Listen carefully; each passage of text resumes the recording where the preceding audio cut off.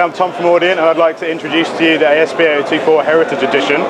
So what we have here is I suppose we'll call it the sort of grand tribute to David Dearden, the design legend who's with us today at the show.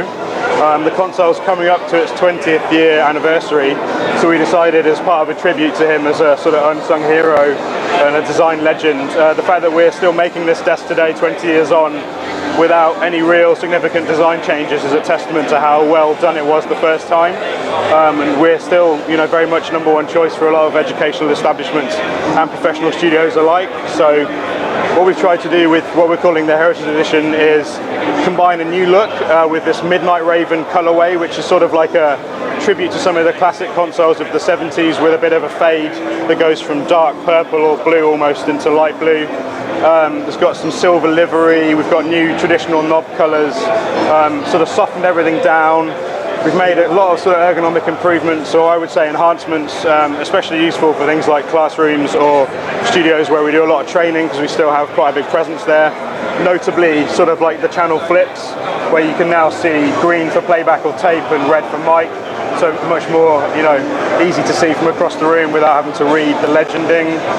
So on the channel side of things, it's a new look with the same great 12 mic pre's per bucket. So in this case, a 24 mic pre console.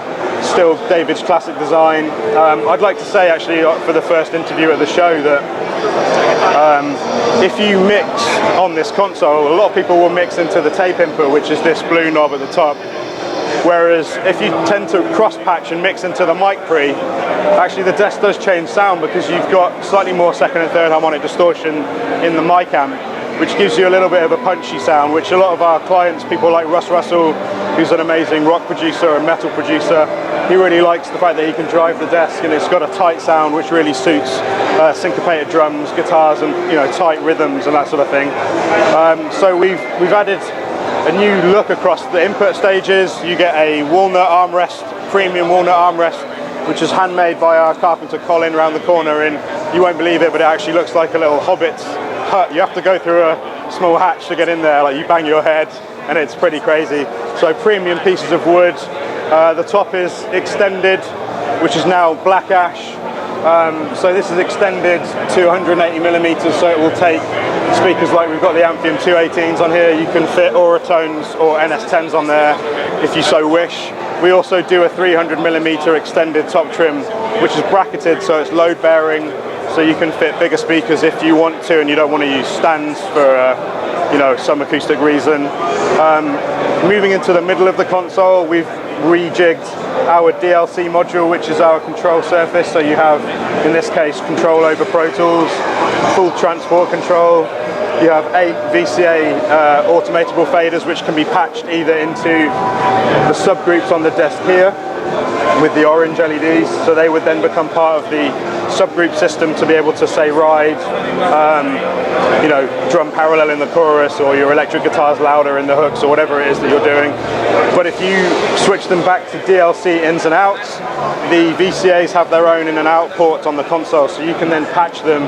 In the case of here, we have them running on our built-in patch bay. So we have 8 channels of VCA automation that you can pop into any point on the console. So with the new DLC, we have a new version of the Fader Link plugin.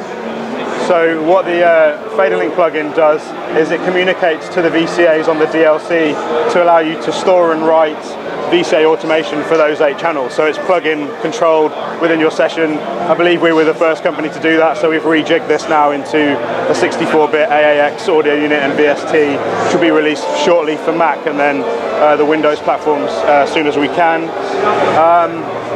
So the other thing with DLC being dual layer control is if you switch to dual layer, you now have control over Pro Tools with faders, solos, cuts, which are working in the Pro Tools mixer to offer a control surface. Now, the nice thing with DLC is it sits in this case in the middle of a 5-bay frame, so you're in the sweet spot. We've got a new Visa arm which you can angle, so you can fit a display right in the sweet spot but low enough to not be in the phantom center, so it sounds better when you're working at the console, and you still have good visual cues. It's worth mentioning that the desk is fully modular, so you can order it from 12 channels to 72 with the DLC option with either 24, 36 or 48 patch bays and the extended trims.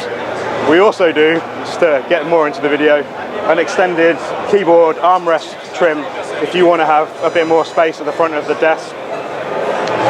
So that's pretty much the sort of ergonomic enhancements of the console. So if we move over to the master section, I'll show you what we've added that's new and sort of enhancements for the desk itself. So you have a very flexible monitor section with full artist communications. Anyone who's used the desk previously will have noticed that potentially over time the switches would wear off because you hit talkback all the time when you're chatting to your artist. So we've now moved all this stuff into the overlay so it will never perish. And so the most used buttons are nice plain white things that you can see easily.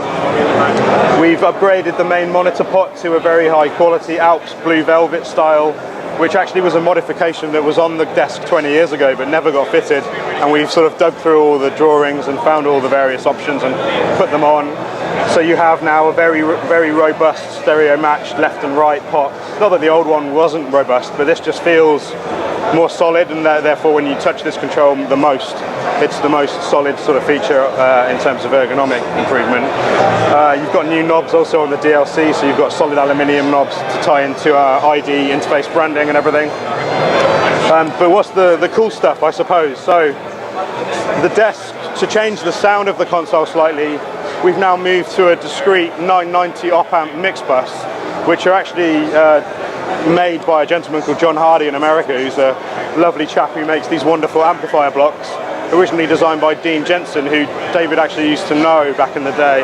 And they give the desk a slightly wider sweet spot, a more muscular mix bus, so you can really push into this. It's, you know, got enormous headroom. It always did have big headroom, but now it's just got this, you know, more direct mix bus. And then to take it one step further and bring it into David's heritage, the story goes for David is that he came to the country from South Africa when he was about 18 or 19 years old, if I remember rightly, in 1970, with a £5 note, and in 3 weeks got a job at Advision Studios. Now that's an old studio in London that no longer exists, but Advision had lots of different consoles that they custom made, and were really the sort of at the beginning of, or the end I should say, of bespoke consoles before you got off the shelf consoles from manufacturers like, you know, all the various big names that we know from the 70s. So we've taken some of those sort of heritage inspired electronics and put them into here onto the mix bus, which is our heritage output card. So when you turn on retro iron, you get a very juicy second and third harmonic distortion class AB discrete amplifier with some fat Carnhill transformers on the output, which gives you a very sort of glued, larger low end sort of present thickening of the mix. And then to sort of enhance this further, I've designed a sort of very fast peaking EQ that's preset, very subtle, to enhance the low end or the high end, so you can change the personality of the desk as you mix into it and make it thicker, more smiley faced or more airy. And that whole card, all those things are activated by this button. So you've got retro transformers and then two tone shaping EQs. Moving up to the bus compressor, which is the classic VCA bus compressor type, you have, as we used to have, threshold makeup gain, which we've modified for a slightly smoother taper and a smoother sound. You still have the switch attack and release parameters that everyone knows and loves, but we've added two features. One is the bass expand. It's a sort of sidechain high pass filter, but very, very shallow and very high. So it just relaxes the sound of the bus compressor, so it's not too twitchy, it doesn't move around too much, and gives you a much wider sweet spot to dial in the threshold. And then we've moved to a moving needle sort of milliamp DC meter that measures the compression of the console. So you have a much better understanding, I find anyway, so I grew up on older consoles, where you can see the amount of compression you're sort of bouncing on along the mix bus, and it sort of looks cool and you can dial in the compression. To round it off, there is a reference grade headphone amp which is up in the master section. You can see it up here, which is there for the engineer, and you can access this by selecting Alt-3 on the speaker select. So you have the option of running a main pair of speakers, two minis, and then headphones, but that output is still available for speakers if you so desire.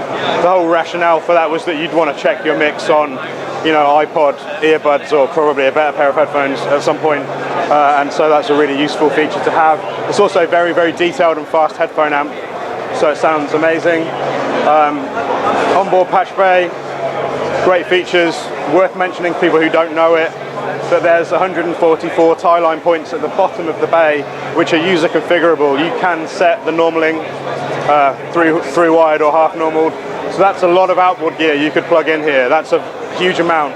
So that, because that comes with the patch bay, it actually makes the option very cost effective, because that's effectively another 2 Bantam bays that you'd have to wire and purchase. Other things, I suppose, being modular, we've now got a producer's desk module, which we always had, but you can now stack more of those. So if you wanted a pair in the middle, so you could fit a control surface or something like a Slate Raven, if you wanted to combine the best of the old with the best of the new, it's pretty much all possible. For pricing, you should contact us because it's modular. Starts around just below the €20,000 mark and up. But it's very good value for money. It's going to be available in the summertime, and just finishing the last few bits there. That's about it really. It's pretty much a homage to David's heritage, and we wanted him to sort of be recognised, I think, for designing the modern classic that is the 8024, that it's been around for 20 years. It's the only desk on the market, I think, that's been selling for 20 years and still sells. So that's quite an achievement really, and my hat is tipped to the man, as they say. Other than that, I think that's it. I think I've probably talked quite enough. Thanks very much. I've been Tom. Check out the website and YouTube for more content and information. Thank you very much.